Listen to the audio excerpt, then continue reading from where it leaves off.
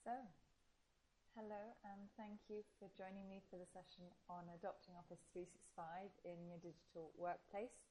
I'm going to start with a very quick intro to me and then we'll move on into the main content. So my name is Emma Stephen. I'm an Office 365 Customer Success Manager at Microsoft. I've been now there for 3.5 years and was also previously part of the Yammer organization. So a little bit about me. I recently moved to Switzerland last year because I've been working with them now for almost all of my time at Microsoft. So I look after the adoption topic in Switzerland and Austria. You can see me very proudly there with my name on my new letterbox. I love Switzerland. It suits me a lot. I love outdoor sports. As you can see, I've already been up the mountains and I spend a lot of time down by Zurich Lake. I am part of a wonderful global team there who you can see all in the photo. And we are spread out across the world. We are a completely virtual team. And look out for one near you because there may well be a CSM near you. And our role really is to help organizations roll out technology, launch it and adopt it in a way that is relevant to their people and to those people's goals and the goals also of the organization, and that really brings value to the work that they do each day. So a little bit about what we're going to cover today. First of all, a little bit around the modern workplace in the context of people and why a focus on people and change is actually quite important in what we do.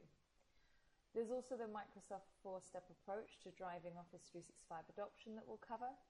So the vision piece, scenarios and planning, launch, and then actually on to kind of the sustaining technology and adoption piece.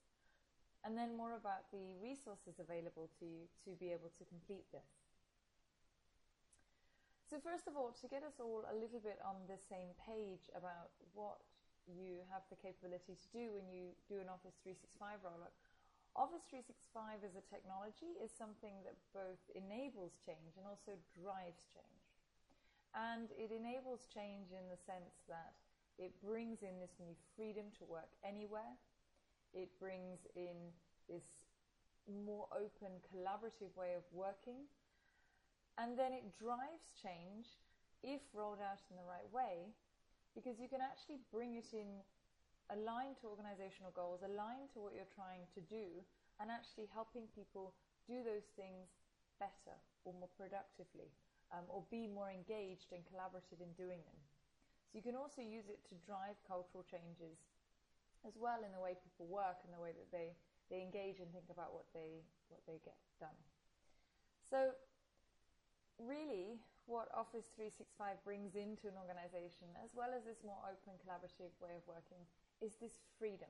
It's a freedom to work from anywhere, anytime, and with anyone. And these flexible working practices are always associated with different benefits in different organizations. But one survey found that actually is associated with a 9% increase in market value for some companies. And actually at the moment in quite a few organizations, the statistic found by a recent HBR article is that 60% of desks at any time are vacant. And you can see here some of the places that I have the pleasure to work, and also what is essentially my office up there in the top left-hand corner. It's my computer and my mobile.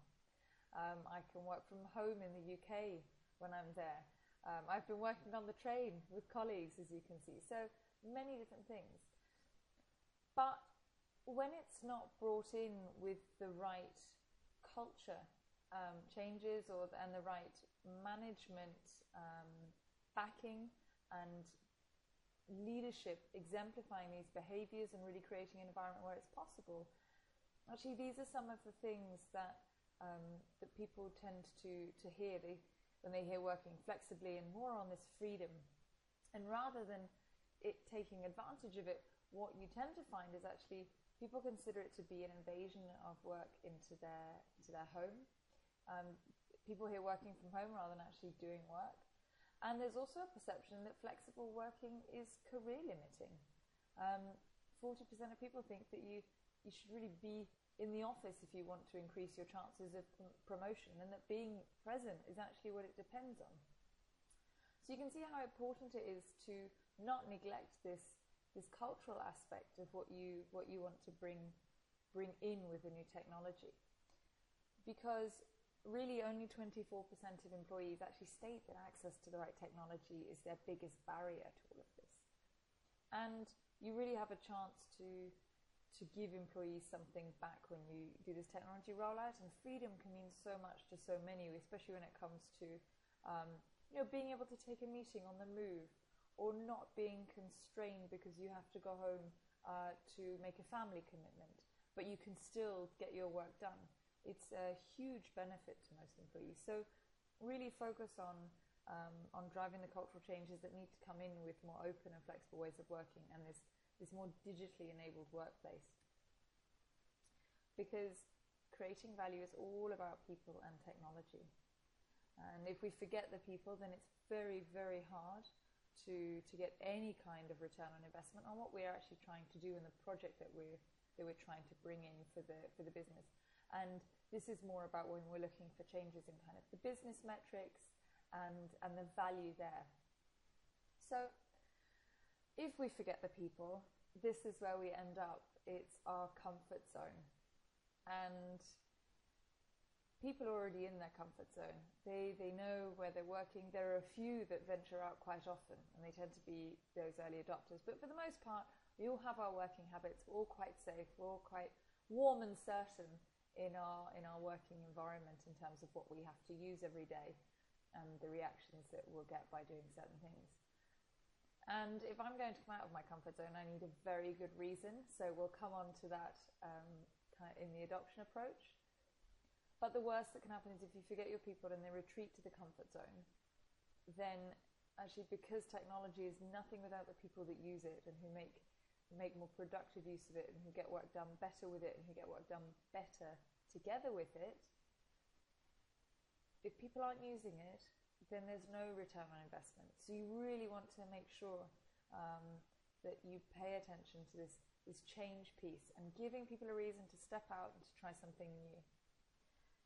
The good news is that we've actually been adopting and adapting for years, and when you come back to thinking about the very simple process, it's quite simple. Somebody sees a possibility to do something differently because it meets their end goal. And I've taken here the example of very simply opening a fruit to be able to get to the inside. Yeah. And they see the possibility. They think it's worth their while to try it because it'll make a difference to their objective, and they try it. And with a bit of luck, they succeed. If they don't succeed, maybe they try again. We hope so.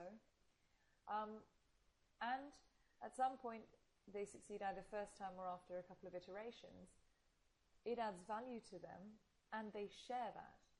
And that sharing of that success story, that piece of, oh, I tried this, I did this, it worked, and it helped me do X, Y, and Z, is the piece that actually then other people pick up on, and they hear the benefits, and they see the value, and they start to do that. And then maybe they have their own ideas, and they evolve and iterate on those. So we have been doing it for a long time, but the question is then, how do you drive it? And that's what we're going to cover in the next few, hopefully about half an hour. So we have business value, adoption, and change, and they're not really in any particular order, but they are all important. Adoption should be aligned to business value. Pay attention to change. And we're going to cover the 4-step process, but a couple of points before we do. So driving adoption takes time. It's not an instant thing. You'll get initial numbers and people using it, but what you want to do is sustain that and really help the technology add the value there. And then also you want to look at the WIFM. So WIFM, we call it the what is in it for me. And it's value, and understanding the value to people's day-to-day work is really the key to unlocking the WIFM. People go to work every day to get work done. And if you haven't related these changes and this new technology and the new ways of working back to the goals that they're trying to achieve each day and what is in it for them, it's very hard to bring them on the journey and to help them work in better and different ways. And the last thing is cloud services are in constant motion. So, we all need to be aware that things will change and we need to get end users used to that, being on the latest and greatest. So, what do you need to do to be successful? We have 4 steps that we tend to outline, and there's a lot of materials that you can check to see a little bit more about really some of the resources that are available to you, and that's on our Success Center, so we'll cover that a bit later. But number 1, set your vision and identify business scenarios. Number 2, prioritize those solutions and what you're really trying to drive and create an adoption plan around those. Number 3, commit the resources and actually execute on the plan. This is the part where you get to have some fun with what you do with your organization. And then number 4, very importantly, measure and share success and iterate. Keep driving forward and keep moving, keep evolving. So, before you begin any of this, you will need to assemble your team. Your core team should be a mix of IT and other areas of the business. So, involve communications. They will help you within the launch and the rollout, and they're very, very good at messaging to the organization. It's what they do all the time. Involve HR if there's any other initiatives that they're running that they're looking to land also with the organization. And use similar language to things that are already happening in the organization. You don't want to overload them with change in new terms. So when you're looking at initiatives and things you can align to, HR is a really good place to start. And of course, legal and security, you will need to involve them in terms of, what is possible with mobile working, what guidance should we give our users, and so on. And your core project team really needs to be the project manager and the executive sponsor and your business owner. They all have very important roles to play, and actually really you can also have your stakeholders within that team, or at least at some point on steering committee calls. We'll come on to why executive sponsors are important later. Your business owners are the ones that are going to help you understand scenarios within different teams that you have, and also give you feedback on whether this is resonating. And of course, project manager to keep the whole thing together. And now that you've assembled your team, you can look at beginning that first step. And what you need to accomplish is really setting that vision, securing your executive sponsor, and identifying the business and usage scenarios. So what do we want to do and why? And the vision piece is often neglected. It's something that is, however, very important. The reason being, your vision is the anchor that allows you to explain why you're doing the project.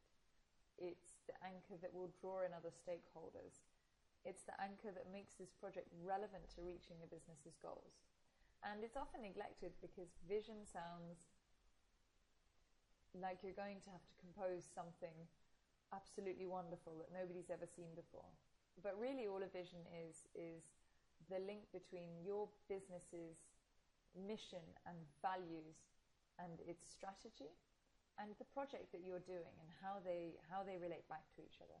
Why are these new ways of working from anytime, anywhere, with anyone, being able to do it faster and easier and have more collaborative working styles going to make a difference to the business's goals? And it's a very, very short sentence often, or a couple of sentences. Once you have that vision clearer, it's also much easier, as I said, to bring people on board because you know where you're going. It's very hard to get people to jump on your bandwagon if they don't know where the bandwagon is going or what the purpose is. So absolutely key. And to help you do this, we advise really looking at the following set of questions. And it comes also back to, if you've ever seen Simon Sinek talk, the golden circle of why. You need the why, then the how, and then the what. And this part is all about why. So bring in other areas of the business to help you do this.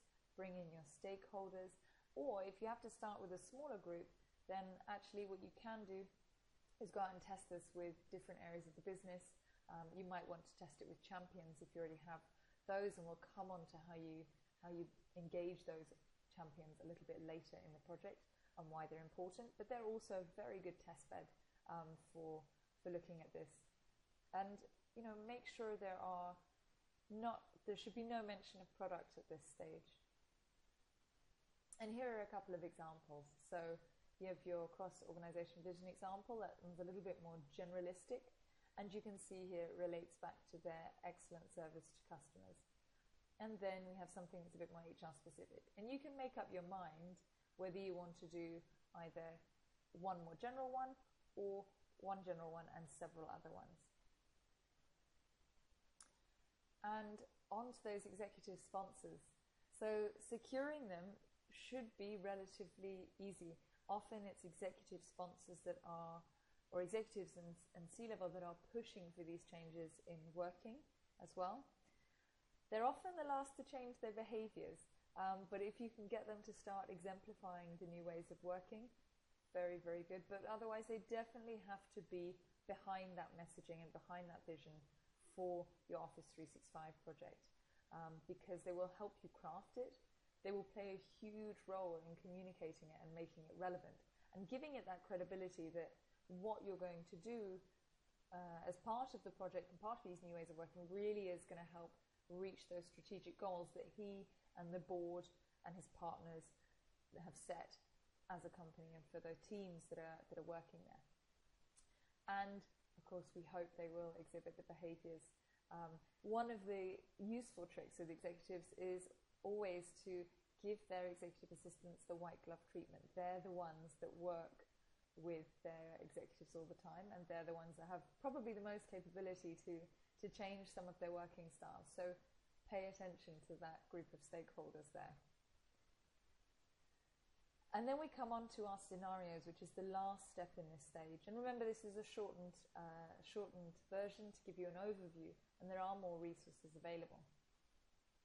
But when we come to thinking about scenarios, it's about looking at that strategy and really thinking, okay, so to meet those strategic goals, what are we changing and how are we executing? What differences do we need to make in our work styles to get there? And there's still no mention of product at this stage. It's very simply looking at, if I want to expand into X market, what are the things that I need to help my people do better in order to get there? So if we take that example of growing in global markets, well, first of all, you might want to investigate what market you want to grow in. You'll want to make an informed decision as to where you place that investment. You might already have people on the ground. And what might you think about in terms of helping those people make better decisions? Number one might be to give people more access to the data that's going to help them make their decisions, and not just the data itself, but more collaborative access to that data. So how can they work better together on discussions, on sharing it, on their insights? And that's really the project team. And that might be around, having much more fruitful meetings, sharing that material more, getting it faster and faster feedback. So what are we doing with the market analysis and how are we sharing it? And then you might also want to look at feedback on the ground. So from the staff that you have there, what are their ideas? And why should their market be the one that you focus on to grow? What's their feeling? They're often the ones with the most insight there. And are there any obstacles you might face? So those might be two things that sit under that scenario of we need to grow in our global markets. And that meets our strategic objective of X percentage of growth in emerging markets for the year. So once you've had a think about kind of those goals and how they fit together, then have a look at actually defining the scenarios. And you can use these questions as a guideline to guide your thinking around, well, if we know this is the strategic objective and we know this is what we need to improve, then what are some of the organizational challenges or pains, for example, related to this particular scenario, and how can we help them do it better? And always tie it back to those important business objectives and challenges. Look at those areas for improvement. So these are really suggestions on how to drill a little bit deeper into those. And then if we go even further down and we look at the meeting challenge, for example, in this particular scenario, actually some of their challenges are around engaging meeting participants. So how do you maybe bring everybody in is a common challenge. How do you include them in the discussion? How do you make sure that everybody is engaged and paying attention? How do you make sure that you have content that you can easily share and people can really talk about in live time? How do you track those action items if you're running a project? And how do you bring all your notes together in one place and have the ability to easily share them with maybe other stakeholders that are looking at that? And again, you'll notice we're still not at products. We're very simply looking at, okay, so under that thing that we need to improve, here are the challenges and pain points, and now here are the things that we really find are areas for improvement. And now we come on to the second bit, which is where we really do start to talk about the products. And we're looking at now prioritizing solutions and creating that adoption plan. So in this stage, what we'll do is define and prioritize those solutions based on the previous step, create the adoption plan, and of course, build the champions program. Very important piece. One piece of advice when doing this with your organization, start small. There is only so much people can absorb at once, and very oftentimes messages and new ways of working and new tools land a lot better when it's a very simple place to start in the first place. Look for the low-hanging fruits, so pick things that are going to have a high impact and not take too much effort, rather than a low impact and take a lot of effort. And also, to some extent, if there are pockets of energy in teams to really try things, then maybe look for those for your pilot groups if you're thinking of running pilots, or just use those groups first as a test bed. And now we're going to look at actually getting to the solution. So this is really the what of that last circle. We looked at the why, the vision. We've looked at the how are we going to execute on those strategies? And now it's, okay, so what do we actually need to do? And you can think about this in really a couple of ways. You can look at it by the different people that might be involved in that and what they're trying to do. Or you can look at it in terms of the associated features that work. So you take the different products that you have within Office 365 and you weight them based on the scenarios that you have and the functionality that they meet in order to get there. And this will actually, if you haven't already decided on the order that you want to roll out in and deploy in, really support you in taking pieces of Office 365, if you're not doing a full-blown rollout all at once, to the business that are going to have the most impact for them faster. So faster time to value and a faster ability for you to show the success of that project. And as you can see here, we've done it very simply, but we've mapped out, okay, so in terms of the taking collaborative notes piece, which tools have a core element to them. And if you look at this, you can very easily see that actually Yammer and SharePoint and Link are probably the most crucial aspects to doing this. And that's really a one way to think about it, and a very good way to identify the groups and the areas you need to target with these as well. And you can try it for yourself. So this is a very easy template that you can use. You can engage other stakeholders and actually even involve those business owners if they have the time to come and talk to you about some of the challenges. It should be a relatively easy ask for them if you ask them about a day in the life of. And you should be very willing to tell you usually what their challenges are. In fact, probably all too willing to tell you what their challenges are. And having those clear scenarios marked out and against the kind of objectives that team is trying to meet and against that project will really help you set your success criteria. And this is super important, both across the adoption project and also across the separate scenarios. So remember really to benchmark the metrics that you want to look at the beginning of the project. And for the overall project, and we'll come on to some of the examples of success measures later, but for the overall project, you might look at something like user satisfaction scores with IT, time spent in calls, less time spent on mobile bills, less time spent in the air on buying plane tickets. Companies have really measured these things. So it's worth thinking about what you want to measure. Might be employee engagement. And then when it comes down to specific scenarios, what are the metrics associated with those that you would want to measure? So remember to take a good benchmark.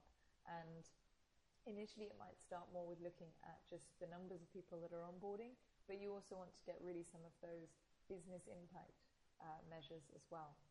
And make sure they're smart. So this is a mnemonic I think most people know, but just in case, those are the details for it there.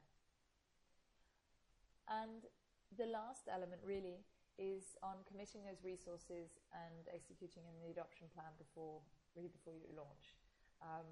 Post-launch is number 4. So this is the last step before taking it live. The important thing around this is to have some fun with it.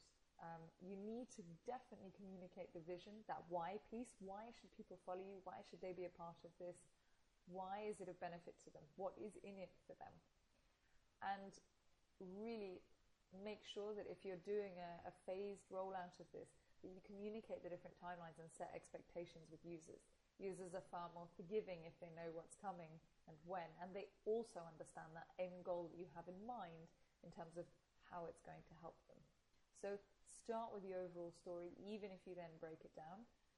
Have fun and make sure it's culturally relevant to your company in terms of the language and other initiatives that are happening. And what you're aiming to do really is to set up an environment where you have a core project team that is able to work and to push out these communications. They're defining the goals, the ownership, and they work on the strategic scenarios, but not necessarily anything else. And then you also want to drive that bottom-up adoption piece, which is where your, people on the ground, those early adopters, those pilot groups, those champions come in. They're helping to perpetuate these new ways of working and sharing their successes. They're really exhibiting the behaviors within their teams. You have team leads, hopefully, or division leads, management who endorse participation in these new ways of working and indeed exemplify them and try to kind of get them into their team's habits. And then again, on that bottom-up piece, the core project team is still there, but the role is much more to watch for the successes, to watch for the challenges, and to listen to the feedback. And this is what will help you scale as well.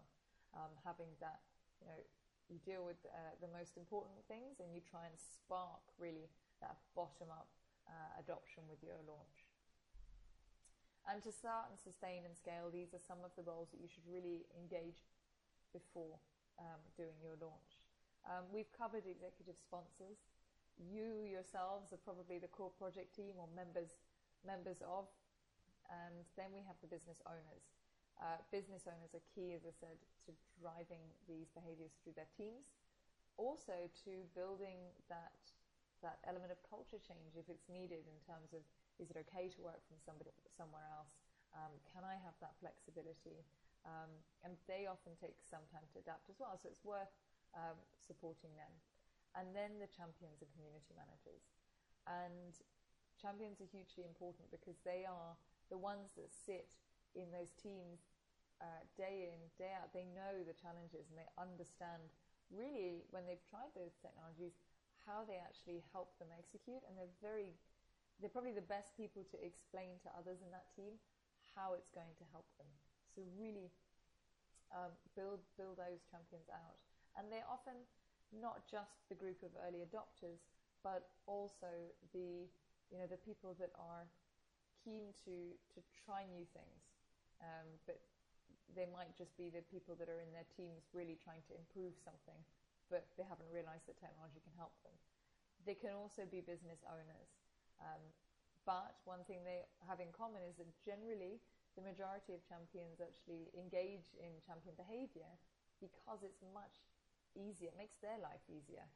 It's very hard to change your ways of working and your habits if everyone else around you still has old habits. So engage those champions. They will help you scale.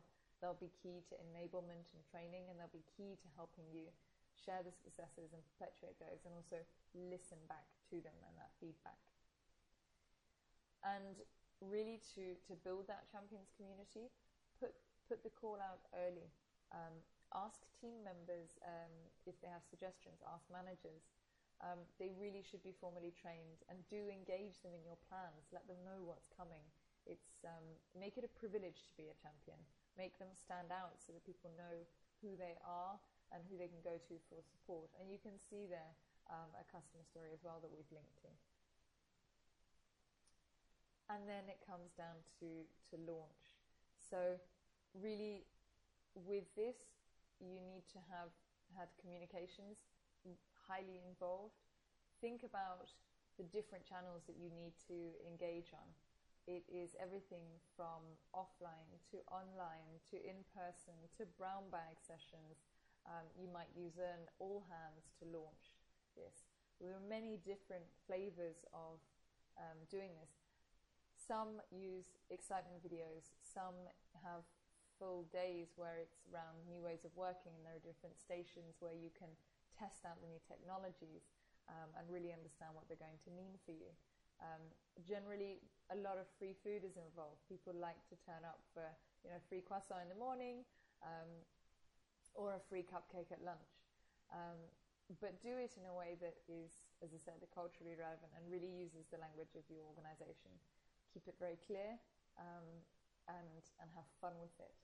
And make sure that you don't leave anyone behind. So this is why comms are crucial, because they know where to go to hit which audiences. And sometimes you might want to tailor yours. So for instance, if you have executives, office workers and field workers, then the field workers might need a different communication style and also different scenarios communicated out to them. So really think about how you segment that workforce when it comes to the scenarios, and what are the different bits that you might need to highlight to them based on how they work. And training, as I said, consider who you're training and where they are.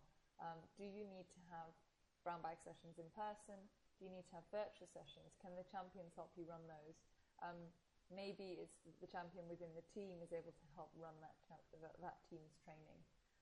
But make sure that you've catered to everyone, including your mobile workforce, and manage to get them all with the very simple first steps to getting started. There will always be some groups of users who have really quite specific needs in terms of what they need to understand about a particular technology. Give them the special training they need. They're usually a small majority who have very specific tasks. So make sure that you bring them along too. And ensure that it's really integrated into their day-to-day activities. So think about, as I said, work with HR and legal to educate end users that this technology is okay. It's okay to use it on your mobile. Here are the conditions, here are the policies, and so on. And the last piece, measuring and sharing success and then iterating. So, as I said, benchmark where you are when you start. You really want to look at how you can bring improvement to those metrics and how they tie back into the business. It's going to be key to engaging those stakeholders who will often ask for progress updates. And it's always nice to be able to provide figures outside of those of just so many people are on board. And again, think about this as a step-by-step. So bring in one layer of a scenario, keep it simple, and then bring in the next layer. For example, in an online meeting, first you might just encourage the screen sharing piece, or you might encourage the shared note-taking piece. But whichever one is mastered first, then encourage the next piece. And then you might want to encourage live polling for decision-making and so on. So think about what you're bringing in feature-wise. Is it salient? Is it simple? And if so, when do we bring it in, and how do we help users build on their skills? And a couple of examples of measuring success. You have, of course, all the quantitative ones. So the ones that you can easily measure and look at the number of people doing certain actions.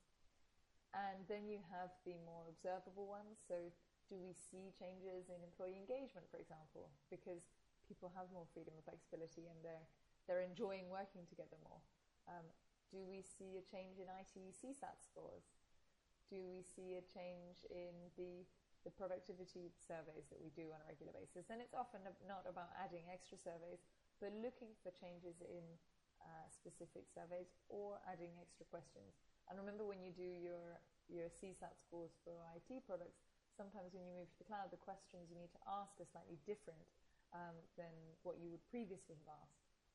And then you have the business-specific ones, and these are the ones where it's related to a particular scenario, and what you're looking for is a change in those.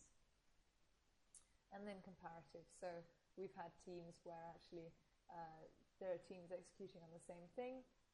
One team is executing well and being quite productive in Office 365, and the other team actually they're doing the same as they always were, and their KPIs haven't moved. So really think about checking those. And as I said, iterate and shift that focus. It's really important not to overwhelm users, and do this in layers, and leverage your champions to take the temperature of the organization, and also to think about how they can kind of move forward and help everybody else shift forward, just as they naturally are working and bringing these new ideas in as well. So it can be part of their daily role very often to help you do this. And that's it in terms of the very quick overview. There are a lot of resources available to you in terms of the templates that you can use to execute this. A lot of communications ideas, a lot more of the planning templates around what should you plan for in your communications, how would you run a vision workshop. There's also a lot around the scenarios, and these are the basic scenarios that will give you some ideas of what you can start with Office 365 and what you can take to your people, some of the value that sits there, as well as resources on how to. We also have the communities that you can join. So the Office 365 network is where all of our customers are. They're going through deployments both from the IT perspective and then the adoption and change piece as well. So you'll find many different personalities in there, and the industry specialist groups as well, plus the adoption group. And again, all the resources for training. So with that, thank you, and stay tuned for more great sessions. And I'm looking forward to your questions in the Q&A. I hope you have a very nice rest of the day and have enjoyed the conference so far. And thank you again for joining.